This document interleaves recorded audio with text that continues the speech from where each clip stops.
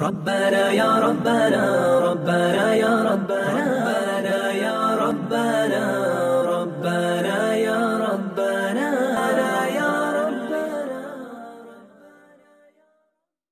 کبیرہ کی فہرست چل رہی تھی۔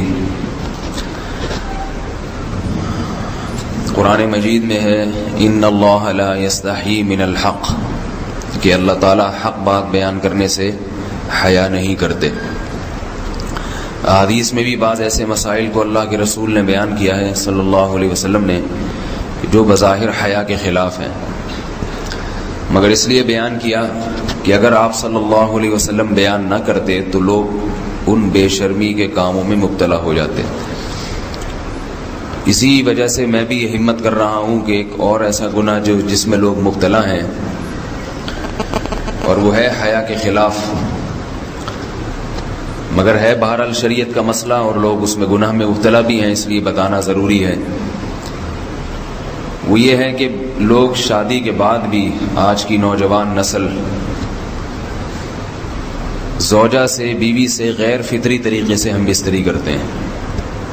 انٹرنیٹ پہ بیہودہ فلمیں دیکھتے ہیں تو جو چیز انگریزوں کی دیکھ رہے ہیں کہ ان کے کلچر آہستہ آہستہ میڈیا کے ذریعے ہمارے معاشرے میں بھی آ رہا ہے۔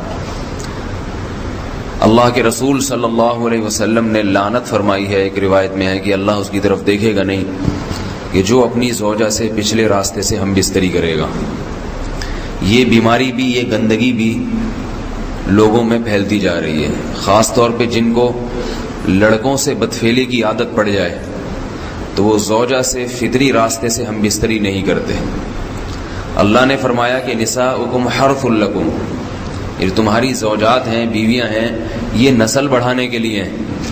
تو اسی راستے میں انسان اپنی خواہش کو پوری کر سکتا ہے جس راستے سے نسل بڑھتی ہے، اس کے علاوہ کسی اور راستے سے اپنی خواہش کو پورا کرنا یہ حرام ہے، گناہ کبیرہ ہے، گندگی ہے۔ ہمارے پاس کیسز آتے ہیں، ایک پاک دامن لڑکی کی شادی ہوتی ہے، لڑکا بھی بظاہر بڑا نیک، لیکن کیا ہے، لڑکا چونکہ ٹھرکی ہوتا ہے، شہوت کا درندہ ہوتا ہے، تو وہ یہ نہیں دیکھتا کہ میں اپنی بری خواہش مٹانے کے لیے میں اپنی زوجہ کو غیر فطری طریقے پر مجبور کیسے کر سکتا ہوں، تو مجبور کرتا ہے پھر اپنی بیوی کو۔ اس میں جو عورتیں زیادہ پاک دامن نہیں ہو، نیک نہ ہو، یا ان کو یہ ڈر ہو کہ طلاق ہو گئی تو ہم کہاں جائیں گے، وہ پھر اپنے شوہر کے ساتھ اسی غیر فطری طریقے پر آمادہ ہو جاتی ہیں، اور اس کا عذاب اور اس کا وبال یہ ہوتا ہے کہ کچھ دنوں میں ان کو بھی اسی کی لت پڑ جاتی ہے۔ انسان جب بھی کوئی غیر فطری راستہ اختیار کرتا ہے، آخرت کا عذاب تو بعد میں، دنیا کا عذاب یہ آتا ہے کہ پھر اس کو لذت فطرت میں آتی نہیں ہے، پھر جو راستہ اللہ نے رکھا اس میں اس کو لذت نہیں آئے گی، پھر وہ گندگی میں ہی گھسنے کی کوشش کرے گا، اس کی بھی فطرت خراب ہو جاتی ہے، اور جس کے ساتھ یہ بدفعلی کی جائے اس کی بھی فطرت خراب ہو جاتی ہے، وہ بھی پھر کسی کے قابل نہیں رہتے۔ تو اپنے جان پر رحم کرنا چاہیے۔ ہم انسان ہیں، ہم درندے نہیں ہیں، ہم گھوڑے نہیں ہیں، ہم گدھے نہیں ہیں، ہم جانور نہیں ہیں، ہم انگریز نہیں ہیں۔ انگریز نے تو حیا اور شرم کی تمام حدود کو توڑ دیا ہے، وہ تو درندے بن چکے ہیں۔ ہم تو درندے نہیں ہیں، ہم تو حلال کھاتے ہیں، پاک صاف رہنے کی کوشش کرتے ہیں، تو ہم ان کی جو کلچر دیکھ کے ہم ویسے درندے بننے کی کوشش کیوں کریں؟ تو یہ بہت بڑا وبال ہے، بہت بڑی برائی ہے جو ہمارے معاشرے میں آہستہ آہستہ جڑ پکڑتی جا رہی ہے، اور اس سے بیماریاں بھی پھیلتی ہیں۔ غیر فطری طریقہ ہے، بیماریاں بھی پھیلتی ہیں۔ ایسے کیسز آتے ہیں کہ جناب مرد مجبور کر رہا ہے بیوی کو، اور وہ بیوی جو ہے ساتھ نہیں دیتی تو پھر اس کو طلاق کی دھمکیاں دیتے ہیں، ایسے کیسز بھی آتے ہیں۔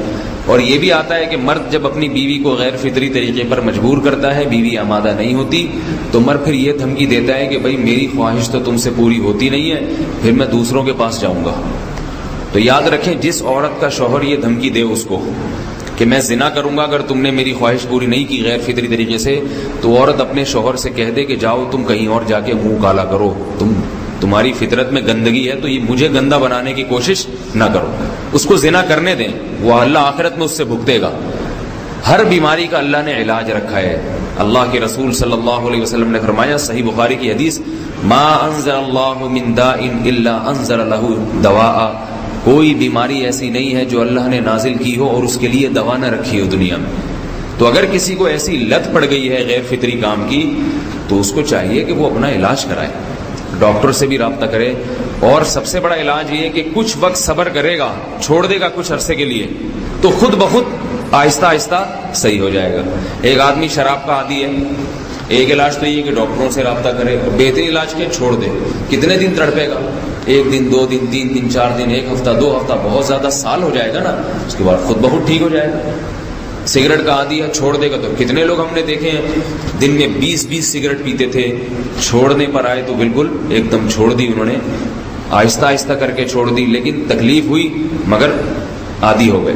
تو اب کسی کو یہ لت پڑ گئی ہے غلط کام کی, برائی کی, تو اس کا بہترین علاج یہ ہے کہ وہ اپنے آپ کو بدلنے کی کوشش کرے, ماحول بدلے, اور کچھ وقت صبر کرے گا تو اللہ اس سے یہ عادت چھڑا دے. نہیں کی, صبر نہیں کیا اس نے, پھر اسی گندگی میں موت واقع ہوگی, پھر آخرت کا عذاب بہت سخت. نسلیں برباد ہو جاتی ہیں اس عمل سے انسان کی. تو بات حیا کے خلاف ہے, مگر یہ کہ ایک بزرگ تھے, وہ بات فرما رہے تھے, تو کسی نے پوچھا کہ حضرت آپ حیا کے خلاف بات کرتے ہیں, تو انہوں نے فرمایا تم بے حیائی کے کام نہیں چھوڑتے, ہم اس چھڑوانے کے لیے بات کریں تو ہم برے ہیں, اور تم کام کرو تو بھی برے نہیں. برائی کا کام کرنے میں برا نہیں بنتا, اور برائی کے خلاف بولنے والا برا بن جاتا ہے کہ دیکھو یہ کیسی باتیں کر رہے ہیں. تو بھائی باتیں ہیں اس لیے ہیں کہ یہ معاشرے میں یہ برائی پھیلتی چلی جا رہی ہے, اور یہ ہماری اپنا کلچر نہیں ہے, یہ امپورٹ ہو رہا ہے باہر سے, یہ امپورٹ ہو رہا ہے, یہ وہاں میڈیا کے ذریعے آ رہا ہے. تو وہ چیزیں دیکھا نہ کریں اور ان لوگوں سے دور رہا کریں. ہمیں تو دین کا داعی ہو کے ان کو ہدایت پر لانا تھا, بجائے ہم ہدایت پہ چل کے دوسروں کو چلانے والے بن کے ان کے راستے پہ ہم نے چلنا شروع کر دیا. اللہ تعالیٰ ہمیں اب دیکھیں ان کے ہاں ایڈز کا مرض پھیل گیا ہے. آپ بتائیے یہ ایڈز کا مرض ہمارا ہے کیا؟ یہ بیماری ہماری ہے یا ان کی ہے؟ ہمارے ہاں بیماریاں ہیں, کھانسی ہے, نزلہ ہے, ٹھیک ہے نا, بلڈ پریشر ہے, شوگر ہے, یہ بیماریاں ہماری ہیں. کوئی اللہ کا شکر ہے گندی بیماری ہمارے ہاں نہیں ہے. جتنی گندگیاں ہیں وہاں سے آ رہی ہیں. ایڈز کا مرض وہاں سے امپورٹ ہوا ہے. وہ ایڈز کا مرض اسی بدفعلی کی وجہ سے پیدا ہوتا ہے, اسی سے جراثیم پیدا ہوتے ہیں, اور اتنا خطرناک مرض کے ایسے متعدی ایسے پھیلتا ہی. افغانستان میں ایڈز کا ریشو 0 تھا, 0. وہ جانتے نہیں تھے کہ ایڈز کا مرض ہوتا کیا ہے. جب سے امریکن آرمی, برطانیہ آرمی افغانستان میں آئی ہے, فوجی آئے ہیں, افغانوں میں ایڈز کا مرض پھیل گیا ہے. انہوں نے وہاں بدفعلیاں شروع کر دی ہیں. تو وہ تو حالانکہ ان کے لیے زنا کتنا سستا ہے, کتنا سستا ہے نا ان کے لیے زنا, پھر بھی وہ لڑکوں کی طرف مائل ہوتے ہیں. تو اتنی گندگی, ایسا گندا جب انسان بن جائے پھر اللہ اس کے وجود کو برقرار نہیں رکھتے, اور رکھتے ہیں تو پھر آخرت میں سزا دینے کے لیے اپنے آپ کو ان گندگیوں سے بچانا چاہیے, حلال پہ اکتفا کرنا چاہیے. اللہ تعالی ہمیں حلال پہ قناعت کی توفیق عطا فرمائے اور پاکیزہ لوگوں میں ہمارا شمار فرمائے.